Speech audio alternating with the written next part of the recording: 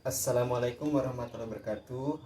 Perkenalkan, nama saya Dwiti Ahmad Paramato, mahasiswa BINUS dengan NIM 2902795804. Kali ini saya akan mewawancarai untuk tugas Pancasila dengan judul Peran Literasi Digital dalam Masyarakat Generasi Muda. Bersama di sini ada Bapak Najib sebagai guru sekolah alam. Selamat siang Bapak Najib. Ya, selamat siang, Pak Tio ya, Mas Tio. Ya, oke. Di sini saya akan mempertanyakan tentang bagaimana peran literasi digital dalam generasi muda saat ini. Oke. Izinkan saya bertanya. Yang pertama, apa yang dimaksud dengan literasi digital? Langsung dijawab aja ini. Langsung jawab aja. Literasi digital yang saya tahu ya, mungkin diambil dari kata literasinya dulu.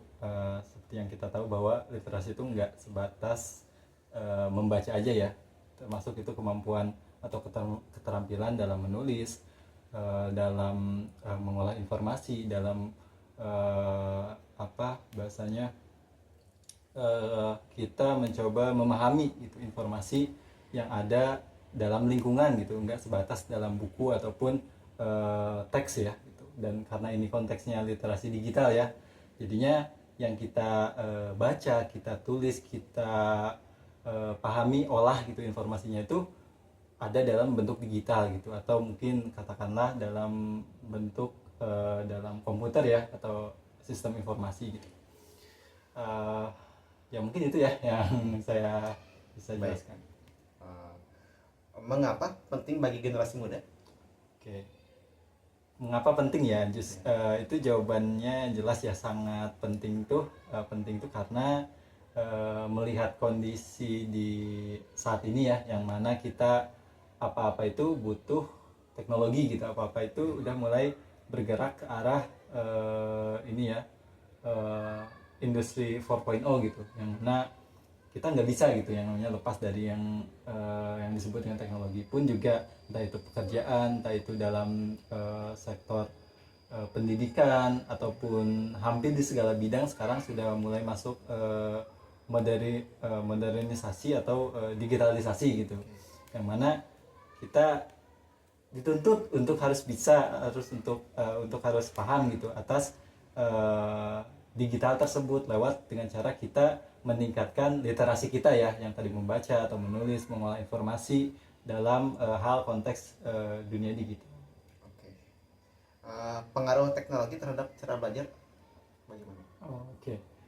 Sangat berpengaruh sekali ya dalam belajar, apalagi melihat sekarang banyak platform-platform, dan juga memang banyak juga guru ataupun dosen yang memanfaatkan teknologi digital tersebut untuk menunjang pembelajaran gitu. Misalnya contoh, sekarang itu belajar tuh nggak sebatas dari buku, atau bahkan nggak sebatas dari e-book gitu. Banyak yang kayak pembelajarannya lewat video YouTube, entah itu video TikTok ya, mungkin yang media sosial kayak gitu. Dan itu sangat menunjang sekali buat entah murid ataupun mahasiswa untuk menggali informasi, belajar mandiri lewat sistem digital tersebut. Baik. Lalu apa manfaat teknologi dalam pembelajaran? Oke, ya seperti yang saya tadi sudah sebutkan ya, untuk pembelajaran apalagi sangat bermanfaat, terutama dalam hal konteks efektif atau efisien ya dalam pembelajaran, dimana lewat digital tadi kita bisa langsung, misal pembelajarannya tersebut bisa sudah dalam bentuk dirangkum gitu ya, dalam misal bentuk video singkat, ataupun dalam bentuk modul yang lengkap gitu ya. Dan juga banyak juga platform seperti contohnya games, yang sebenarnya itu tuh pembelajaran juga gitu, yang dikemas dalam bentuk games yang menarik gitu, apalagi kalau konteksnya untuk pendidikan siswa-siswa anak-anak SD gitu, atau level sekolah. Siap.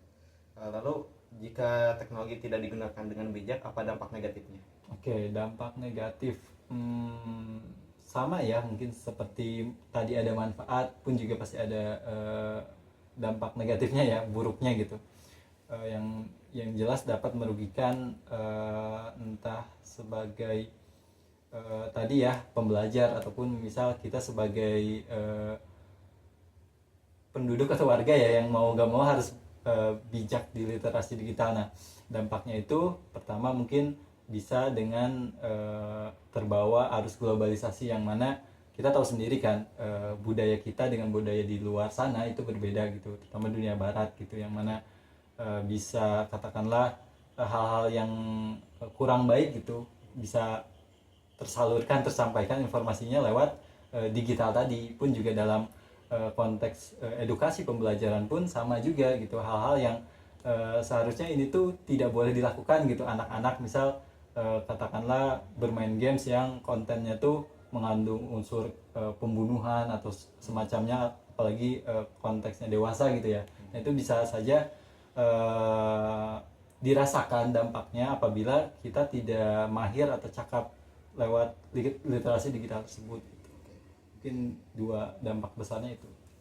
Lalu cara menggunakan teknologi secara bijak bagaimana? Nah, kalau secara bijak ya, untuk mungkin untuk orang dewasa menurut saya itu lebih jadi tugas mandiri mereka ya, apalagi karena mereka sudah tahu nih, udah paham bagaimana cara menggunakan medsos. Tinggal mereka lebih aware bahwa penggunaan yang baik itu sebenarnya harusnya seperti apa gitu. Karena terkadang saya lihat mereka tuh udah paham gitu, kayak pakai medsos bagaimana, browsing juga bagaimana, hanya saja mereka malah bisa dibilang sengaja gitu menyalahgunakan gitu.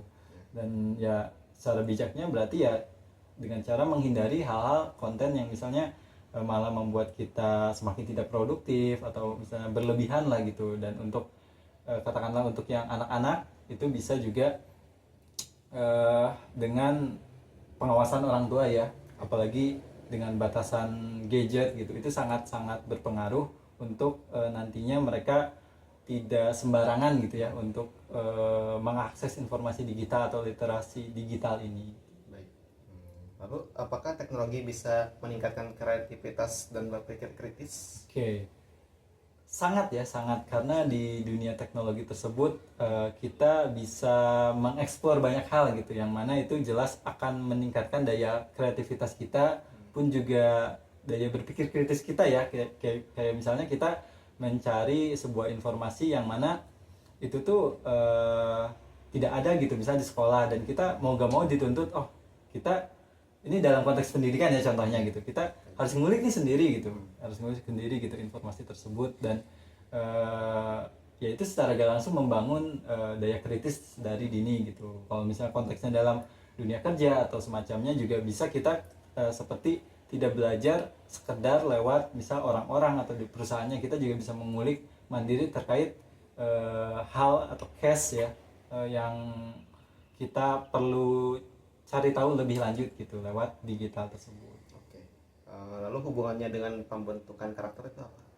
Pembentukan karakter ya mungkin dari tadi ya yang disebutkan kreativitas, terus juga berpikir kritis ya, dari sana bisa dibangun tuh pembentukan karakter yang lebih mandiri, lebih berpikir kritis ya, yang tidak bahasanya mengandalkan hanya menerima saja, tapi mereka orang-orang yang telah berusaha untuk meningkatkan literasi digitalnya, mereka akan terbiasa dengan mencoba untuk mengulik informasi sendiri, belajar mandiri gitu lewat berselancar di dunia digital tersebut. Dan tidak sebatas itu juga membangun jiwa kreativitas juga ya, karakter yang tidak mudah bahasanya menyerah gitu ya. Jadi mereka bisa mengulik sampai kita bisa berhasil nih menemukan informasi tersebut dalam dunia digital. Oke. Lalu tantangan edukasi literasi digital apa? Tantangan edukasi ya, tadi mungkin ya yang saya telah sampaikan di bagian dampak negatif ya. Tantangannya adalah makin berkembangnya ya zaman sekarang, di mana informasi itu semakin banyak, semakin mudah diakses juga, dan itu tidak terbatas informasi yang katakanlah yang baik-baiknya saja gitu, yang buruknya juga jadinya dalam konteks edukasi itu ikut terbawa juga gitu. Jadi ada yang mungkin dengan sembarang, contoh dalam konteks pendidikan bagi anak-anak, jadinya bisa ada konten yang untuk dewasa ataupun konten yang mengandung hal yang seharusnya mereka tuh dibatasi atau tidak boleh malah untuk mengakses konten tersebut, tapi karena mereka sudah memiliki kemampuan literasi digital, jadinya mereka bisa mencoba untuk mengakses tersebut gitu. Nah itu yang jadi tantangan tersendiri sih bagi kita untuk bagaimana caranya ya lewat tadi yang saya sampaikan juga, misal dari orang tuanya, pembatasan, ataupun dari diri kitanya yang lebih aware lagi untuk filter informasi yang ada di dunia digital. Baik. Lalu harapannya untuk generasi muda gimana? Generasi muda ya, semoga bisa lebih bijak dalam memakai teknologi, terutama dalam konteks digital ini ya, berliterasi digital, yang mana mereka tidak hanya membaca saja gitu di dunia digitalnya, mereka juga mencoba untuk mengolah, bahkan cakupannya bisa sampai membuat gitu ya, membuat dari hal yang mereka sudah dapatkan di dunia digital. Misal contohnya para pemuda ini bisa mulai mencoba untuk mengubah contoh sistem kerja yang ada di tempatnya, di perusahaannya yang dulunya katakanlah masih konvensional, diubah menjadi digital gitu ya, digitalisasi gitu. Nah itu salah satu contoh bentuk harapan kedepannya pemuda terutama di Indonesia ini ya, bisa seperti itu. Harapannya semoga bisa. Oke, jadi dari wawancara kita dapat memahami bahwa literasi digital itu sangat penting ya dalam membentuk generasi muda yang cerdas dan yang bertanggung jawab.